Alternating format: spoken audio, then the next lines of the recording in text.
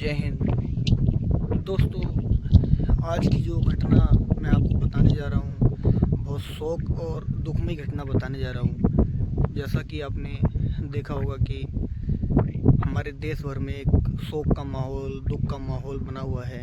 हमारे देश के 10 जवान जो देश सेवा करते हुए शहीद हो चुके हैं और 3 जवान घायल हो चुके हैं। उनके बारे में मैं आपको थोड़ा सा बताना चाहता हूँ। देखिए, ये घटना है जम्मू की।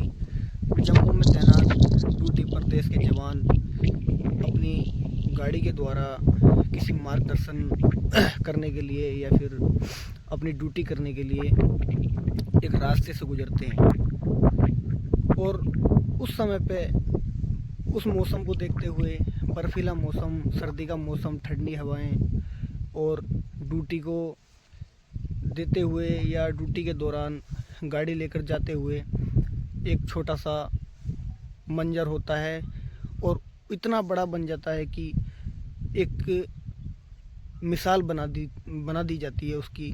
और रेगुलर अपनी ड्यूटी देते हुए जो देश के जवान हमारे शहीद हुए हैं, उनके बारे में मैं आपको बताना चाहता हूँ। तो देखिए, ये बात है जम्मू की।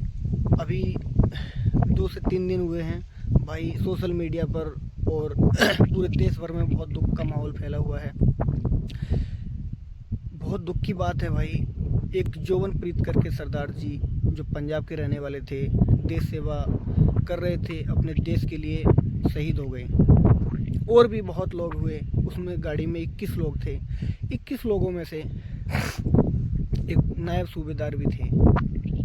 तो अभी उस समय पे क्या हुआ कि रास्ते में से जो गाड़ी जा रही थी, तो मौसम को देखते हुए, हल्का बारिश का मौसम था, गाड़ी रास्ते को क्रॉस कर रही थी, रास्ते से निकल रही थी। तो उस रास्ते में हल्की सी गाड़ी फिसल गई। फिसलने के बाद में बगल में 200 फीट गहरी एक खाई में जा गिरी। ज़रा सोचिए कितने दुख की बात है। गाड़ी 200 फीट गहरी खाई में जब गिरी होगी तो उन जवानों की क्या हालत हुई होगी। 3 अस्पतालों में भर्ती कर दिए गए, जिनको घायल रूप से देखा गया, और घायल हुए उन अस्पताल में उन बंदों को भर्ती किया गया। और जो 10 जवान हैं जो शहीद हो गए, उनके माता पिता, उनके घर परिवार के ऊपर क्या गुजर रही होगी जब देश के प्रधानमंत्री, राष्ट्रपति और जम्मू कश्मीर के राज्यपाल मनोज सिंह सिन्हा, इन्होंने सब अपना दुख सम्मिलित किया। बहुत दुख उन्होंने मनाया। उन्होंने देखा उस समय पर जब जांच पड़ताल की गई कि हादसा किस प्रकार से हुआ, तो सेना के अधिकारीगण और पुलिस डिपार्टमेंट को भी उसमें उनको बचाने के लिए शामिल होना पड़ा।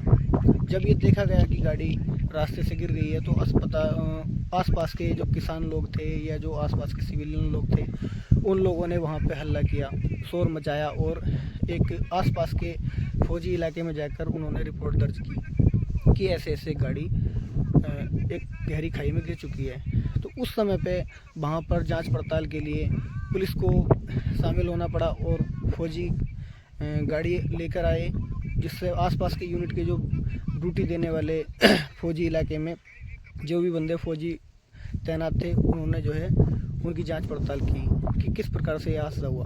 तो जब गाड़ी को हेलीकॉप्टर के द्वारा और उन जवानों को स्ट्रेचर के द्वारा रस्सी की मदद से बाहर निकाला गया, तो उस समय पे गाड़ी की जांच पड़ताल की गई कि वहाँ पर कोई बाहरी हादसा, किसी प्रकार का बम ब्लास्ट या कोई दुश्मन के द्वारा किया गया वार तो नहीं हुआ है। तो गाड़ी को जब चेक किया गया और उस आसपास के इलाके में जांच पड़ताल की गई, तो वहाँ पर ऐसा कुछ भी नहीं था।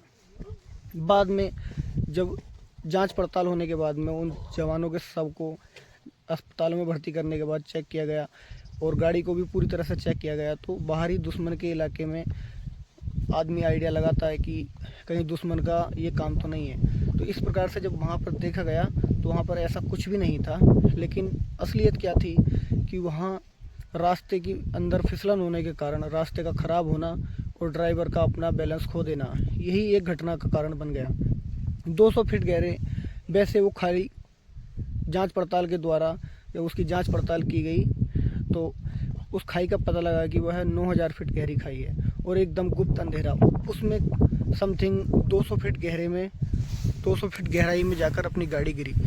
जब 200 फीट गहराई में जाकर गाड़ी गिरी तो उस हादसे में 10 जवानों की मौत हो गई और 3 जवान घायल हो गए, जिसमें एक जोवनप्रीत करके पंजाब का जवान था, जिसकी 1 महीने बाद शादी होने वाली थी।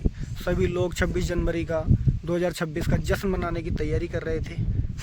पूरे देश भर में एक खुशी का माहौल छाया हुआ था। देश के जवान अपनी ड्यूटी के तैनात हर चीज़ की ट्रेनिंग कर रहे थे, हर चीज़ की तैयारियां कर रहे थे, गणतंत्र दिवस मनाने की तैयारियां कर रहे थे। सबके दिलों में देशभक्ति, देश के लिए जुनून और खुशी का माहौल छाया हुआ था। लेकिन ऐसा क्या पता था कि ये मंजर एक खौफनाक मंजर बन जाएगा, ड्यूटी के दौरान इतना बड़ा हादसा हो जाएगा।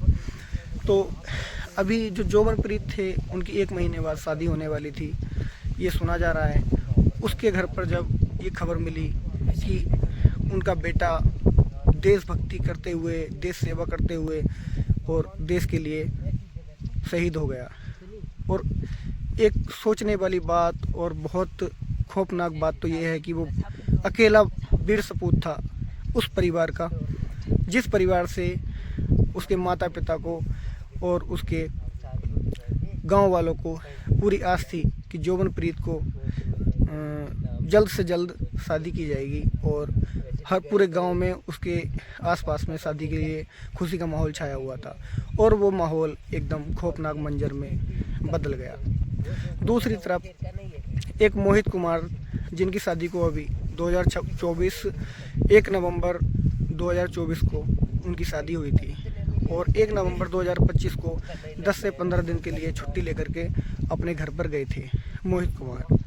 जब उनको पता लगा, उनके घर परिवार वालों को पता लगा कि मोहित कुमार शहीद हो गए, ऐसे इस हादसे में उन्होंने देश के लिए अपने प्राण त्याग दिए, तो उनके होने वाले माता पिता जो घर पर उनकी आस देख रहे थे, और उनकी बीवी उनका बेसब्री से इंतजार कर रही थी। जिस दरवाजे से वो खुशी खुशी आते थे, खुशी का माहौल लेकर आते थे, उस दरवाजे पर खड़ी होकर वो रो रही थी और बहुत शोक व्यतीत कर रही थी।